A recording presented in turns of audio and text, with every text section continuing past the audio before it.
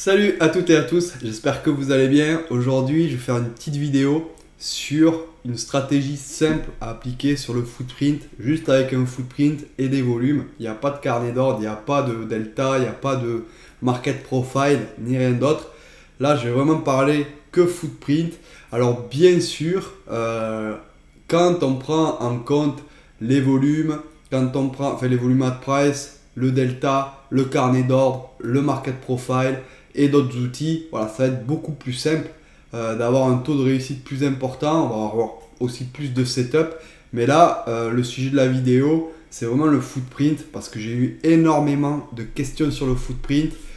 Du coup, j'ai décidé de refaire une vidéo pour essayer de clarifier tout ça et de vous montrer vraiment une stratégie de A à Z et de vous expliquer aussi 2-3 notions parce que j'ai remarqué qu'il y avait pas mal de débutants aussi qui s'intéressaient au footprint et du coup ils n'ont pas forcément les notions, les supports, les résistances, etc. Donc je vais essayer de faire une vidéo relativement courte et à la fin de cette vidéo, normalement vous aurez une stratégie à tester en démo et puis derrière à affiner. Bien sûr, voilà, il faut étoffer les connaissances avec d'autres outils, mais déjà ce serait une bonne base.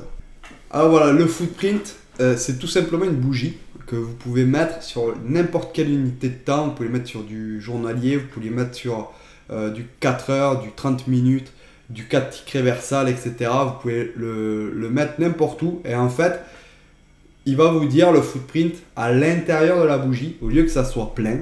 Voilà, au lieu que la bougie soit d'une couleur verte, par exemple, et rouge, c'est les couleurs standards, et bien lui il va vous montrer à l'intérieur de la bougie qu'est-ce qui se passe.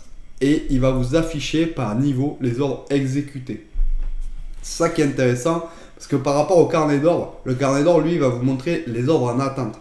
C'est-à-dire un institutionnel ou même vous pouvez mettre 10 lots ou 1000 lots sur un niveau et puis quand le prix arrive, les retirer. Ça ne va rien vous coûter.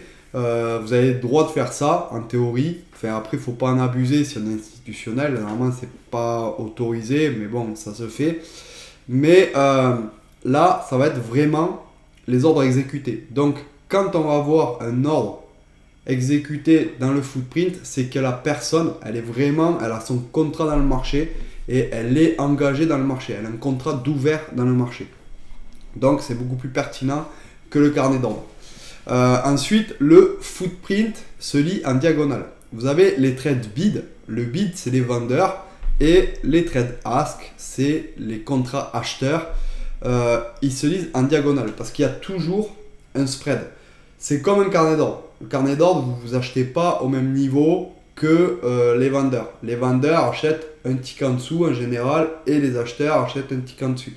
Il y a toujours un petit spread. Ça, même en CFD, vous l'avez. Donc, il faut lire en diagonale. Hein. Par exemple, ici, le 39 va avec le 164, etc.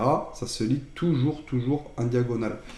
Et il y a plusieurs façons d'afficher la clôture, l'open et la clôture de la bougie. Hein. Soit vous mettez, comme moi, juste l'encadrement de la bougie. Vous avez les mèches, etc. Seulement, la bougie à l'intérieur, il y a les number bars qui s'affichent ici, le footprint.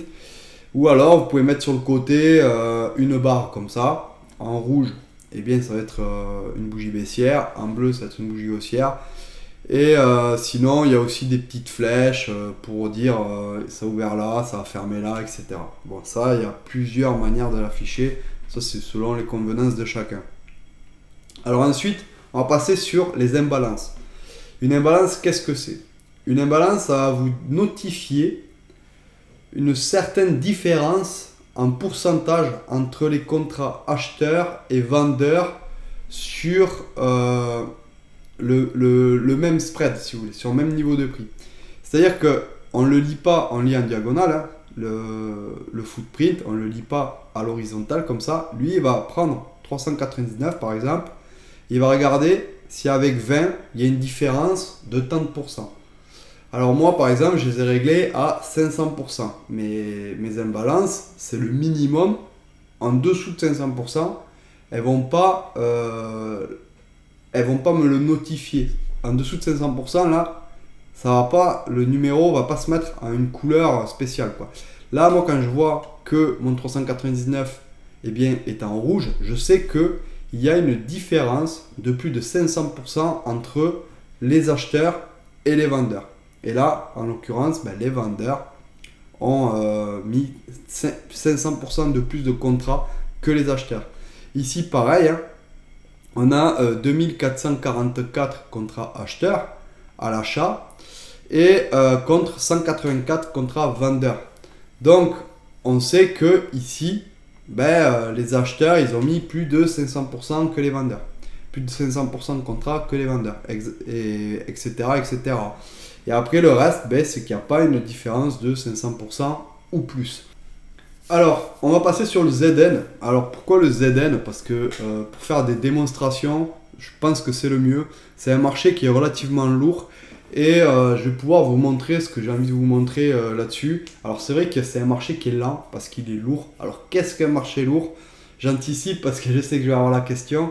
Un marché lourd, c'est un marché qui coûte cher à faire monter. Si, par exemple, vous prenez un marché... je vais vous montrer comme le FGBL.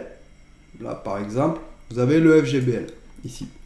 On voit que si vous voulez faire monter d'un tick, le prix, il va falloir à peu près absorber 160 contrats, 130 contrats, etc., etc. Donc là, la moyenne,